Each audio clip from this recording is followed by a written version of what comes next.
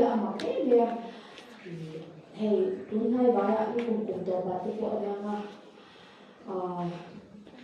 để khai hiểu dễ về em chỉ là không thể cậu em chỉ về thì chú hiện tại là cái hello về thế lúc tụi ba mà xe thì anh lại khai đầu rồi kinh mình xoay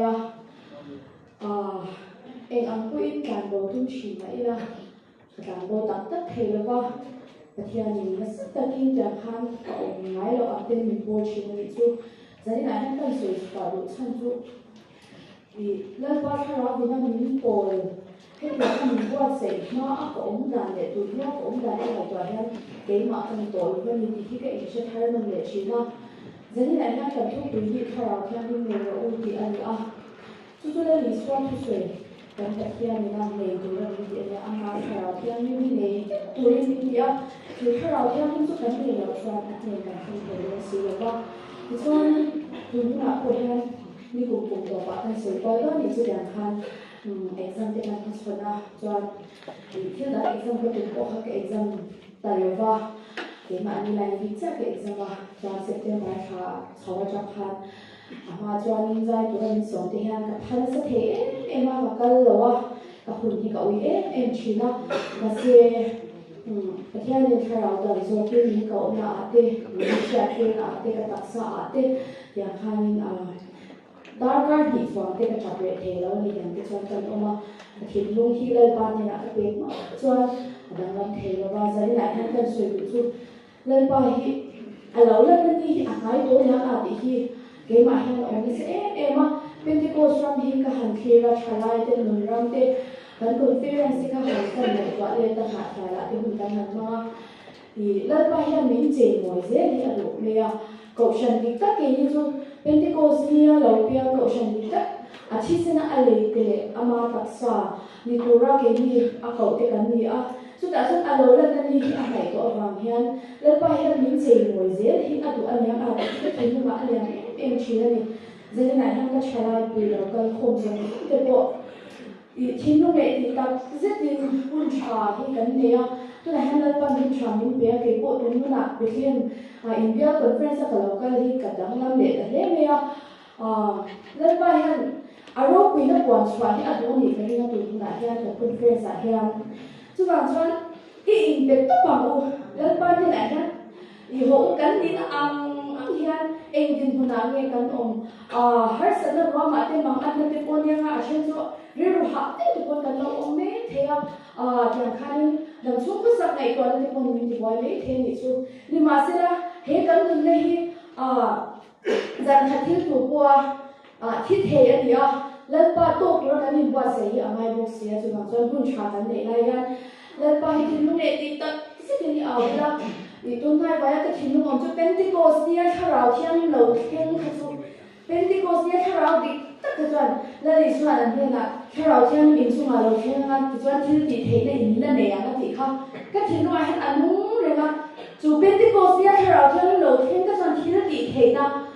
chẳng tôi cái khả năng này rất mấy lý do thì chuyện ăn luôn là đằng lắm mà tôi sẽ chuyện em thì có ăn quay xem nào chân chính chaนั่นเองส่วนที่นั่นเองคุณนั่นเองโทรเลยนั่นเองอย่างส่วนสวยเลยที่นั่นองค์เทโตเลยว่าอย่างส่วนนั่นเองส่วนจันจินขันชิลาโรงงานโบชินะตีดังเทนั่นเองอย่างนั้นที่ตีเทนั่นเองเริ่มไหวที่หัวสวดเทนั่นเองอย่างนั้นโรงงานโบนั่นเองชูที่ส่วนเป็นที่โกสเนี่ยส่วนคาราที่อันจับชัว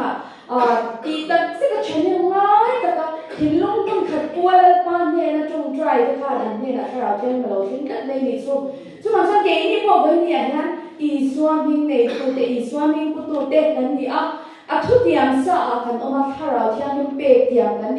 นี่มาสิละกันส่วนเราจะนี่เป็นว่าตอนเราว่ากันจงใจเราจะกันดีเราจะนี่เป็นว่าตอนเรานี่สมัยจะถิ่นลงทั้งขัดที่จะเนี่ยนี่ก็เท่าไรละกันมุ่งมันเสียตัวหันหัวตีตัดสิ่งถิ่นลงมันขัดคุยเล่นไปเวลาเป็นที่โกสเนี่ยเราเข่งกันขัดตุนมันเนี่ยเล่นไปป้าไม้เนี่ยอาจจะมันเราเนี่ยที่จะเนี่ยก็สวยเท่าไรตัวที่ตีเทนั่นเองขบว่าถ้าเราที่ไม่ตีตัดเป็นที่โกสเนี่ยขัดสันตัวนี้เขาอีเบย์ปัดฟันเอาผู้ตีขัดสันเนี่ยเท่าไรก็สวยเลยตัวนี้ช่วงนี้ tiểu专cái suy ta thằng khan đi cùng September trong khan đi tiểu khan phạt ẩm tốt tin riêng trong cái cái về ý chú vào cho nên Pentecost from hi lên pa lâu lên này tôi vàng nhân hữu ai đã sẽ là do kinh phật na hà tiết harau lam hà tiết phật na hà tiết pathian hà tiết harau lam hà tiết để tôi in thiên nhung lên pa chú trinh trong cái sắp ulah hà sắc sắc rồi thì cái gì cũng nga sang xuống pa hát thả anh chặt na chân mua ni te a chat to lo wangin mi fing lo te ama lo wa mi fing te ama zo ka ren cha ne le tu in tu ani chu wine ruin on su chu ya chuan in su thei lo na sia thara wa khadin zo ko mi ti ni chu thara wa khada ka kon thei na tu chu anwa ya lo sia phật na ha te pathian ha te thara lam ha te in betonin lalpa chu in thin nu ha sak sakin ching chang kai sa pro uti kan mo ni chu lalpa fakin ro se he thu hi ka kal na pi ma soi hi amai chi na chu ma chan thara lam ha chu number ne lo ani phật na ha te pathian ha te kan se chi na thara lam ha ro chu number ne ve lo ba lalpa ni sak ti chi na ni chu ma chan thara lam ha sa the tu ni ho Pentecost mi te in wa se se lo Tharawan hati hi sarisai la hallelujah amen trong quên bể chân đi la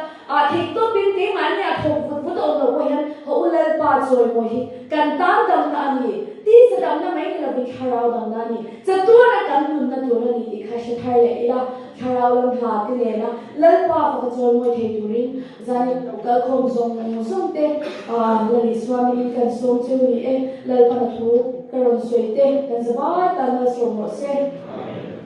Diyan phật lệ rồi ngồi na cái hoa xoay dễ để thì là các bạn sáng nghe